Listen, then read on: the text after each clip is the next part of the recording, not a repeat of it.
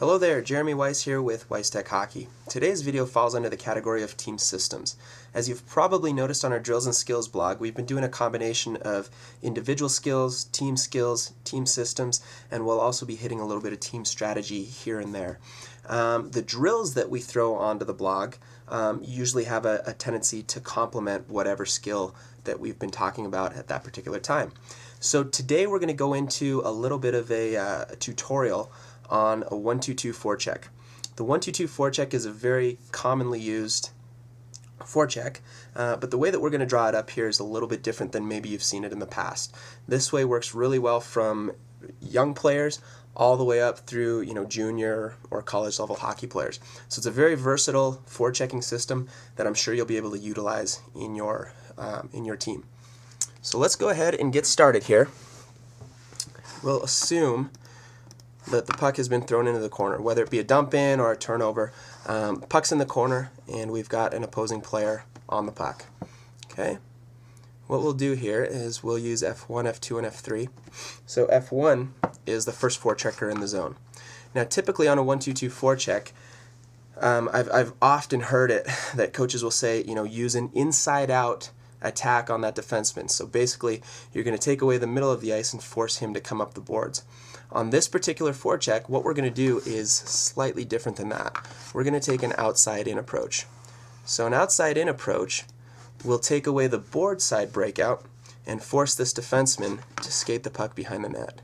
So that's the idea that we want to do, is we want to flush him out. Get him moving from one side of the ice to the other. Now here's where we're going to throw this defenseman for a little bit of a loop here. What we're going to do is we're going to send our F2 about right here. So that will take away the strong side breakout pass up the middle. And then we're going to throw our F3 right here. Okay. Now this is where the forecheck has to be executed correctly. In fact, I'd even tell your team to use it, to think of it as a foosball table. Okay, a foosball table, the players can go side to side, but they can't go front to back. So that's what we're going to do on this. We're going to call this a 1-2-2 foosball. And what we're going to do is, as this defenseman is being flushed from one side of the net to the other, our F3 is going to slide straight over and take away the board side pass on the other side.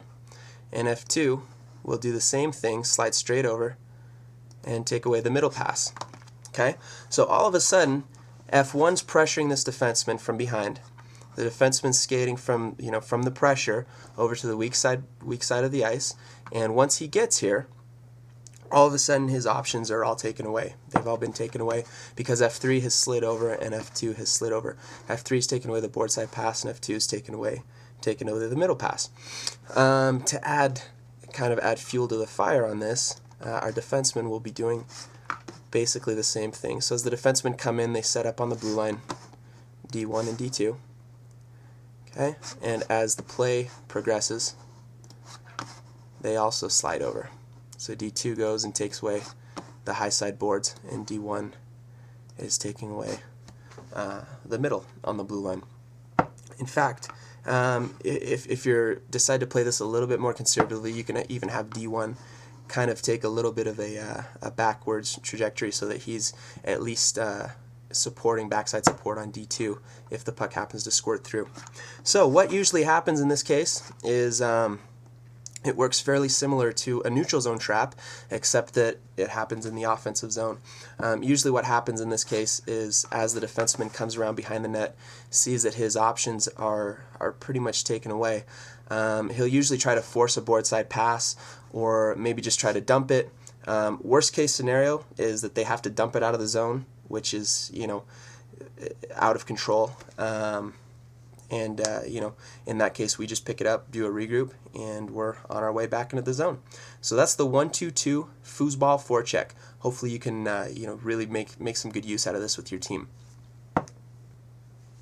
Okay, one of the things I almost forgot to talk about is potential downfalls of this forechecking system.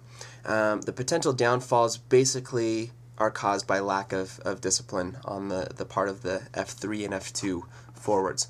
So I'm going to draw these different possibilities in red just so that we can know that we don't want to do them. So the tendency for F3 will be, as he sees this player, this defenseman, coming around with a man hot on his back, he'll want to come in and take away that guy's angle, or come in and try to pressure him, or try to take the puck off of him. It's a natural tendency, but it's one that as soon as that happens, all of a sudden what you've got here is you've left your man open.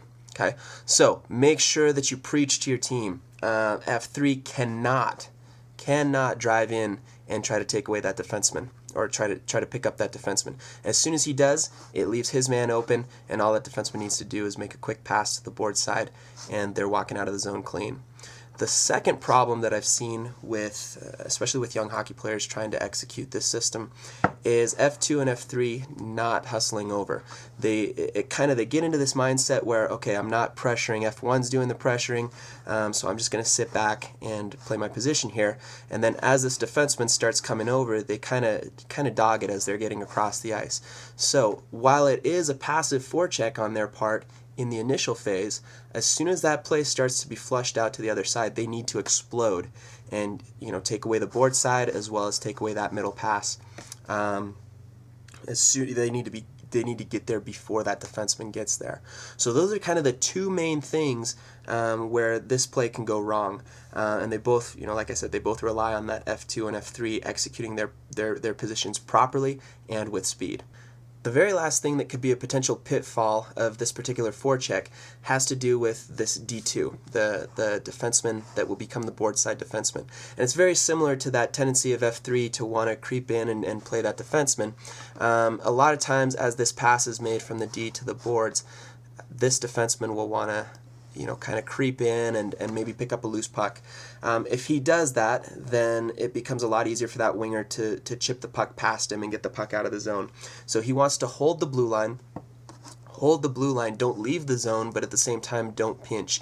He needs to be holding that blue line, sealing the boards, so that if the winger misses that pass because there's going to be a lot of pressure on him, or if he tries to chip the puck, this defenseman can easily keep the puck in the zone there. So that's kind of it. If you do this properly, it's a phenomenal forecheck that works really well. You'll get a lot of turnovers in the offensive zone, which is something that everybody wants, and you guys will generate some good offense off of this.